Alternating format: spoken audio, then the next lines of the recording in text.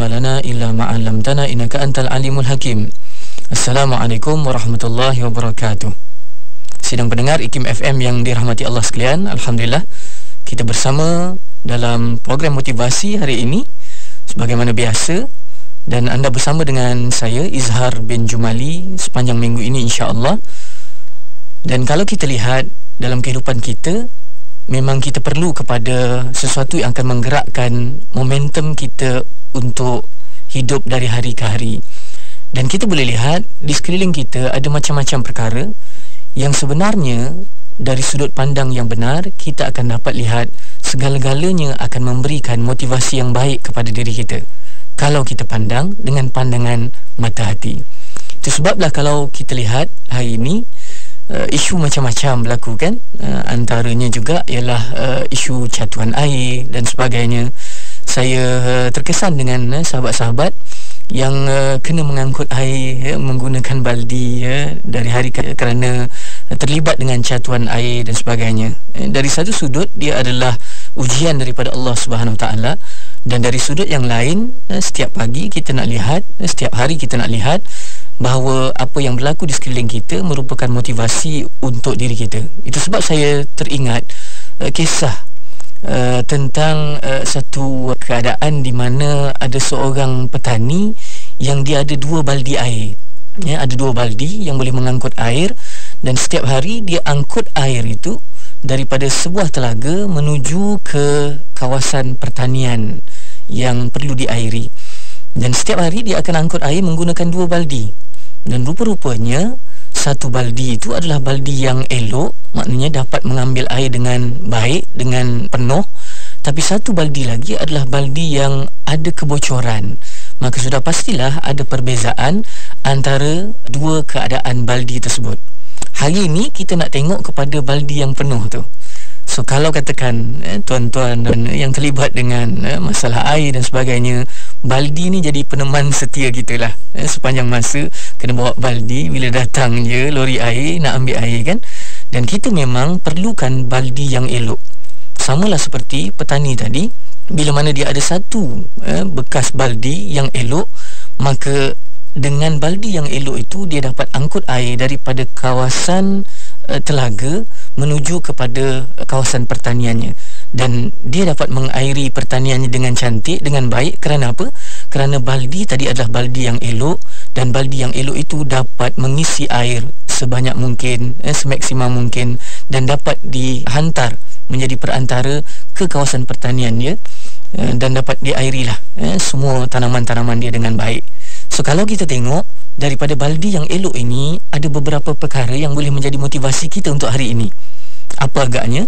Sudah pasti yang pertama ialah kita perlukan sesuatu yang elok dalam kehidupan kita. Jadi memperdiri adalah sesuatu yang perlu kita lakukan dari hari ke hari. Sebab dengan memperelokkan diri, dia akan menjadi manfaat kepada diri kita dan juga kepada orang lain. So kalau kita tengok baldi yang elok tadi, dengan baldi yang elok maka boleh dibawa air dengan baik, dengan orang kata boleh mengisinya dengan penuh.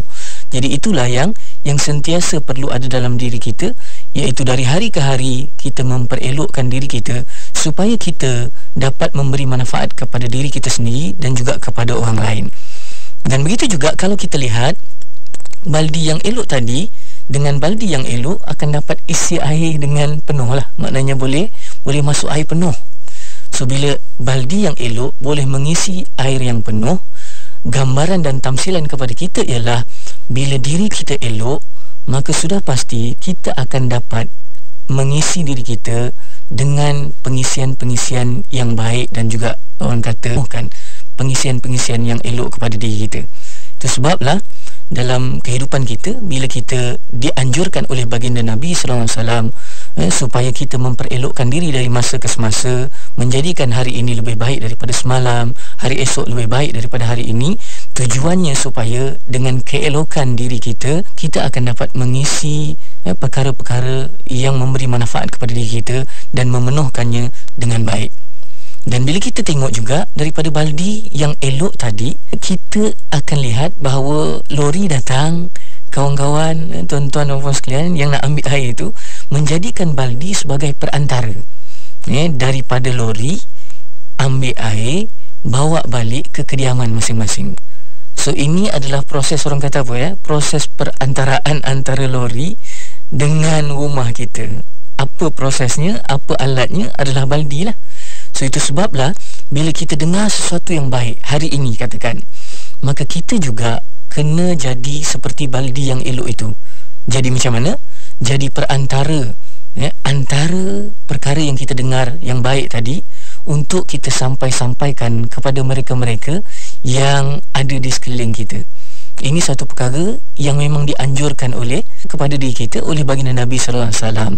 Bila kita dapat sesuatu yang baik, sampaikan, kerana Nabi kata dalam khutbahnya yang terakhir itu bahawa siapa yang datang dalam khutbah ini, dengar khutbah terakhirku ini, sampaikan kepada mereka yang tak datang. Mudah-mudahan mereka yang tidak hadir itu dapat memahami lebih lagi daripada kamu yang mendengarnya. Jadi perantaraan itu perlu ada sentiasa. Jadi siapa yang menjadi perantara itu?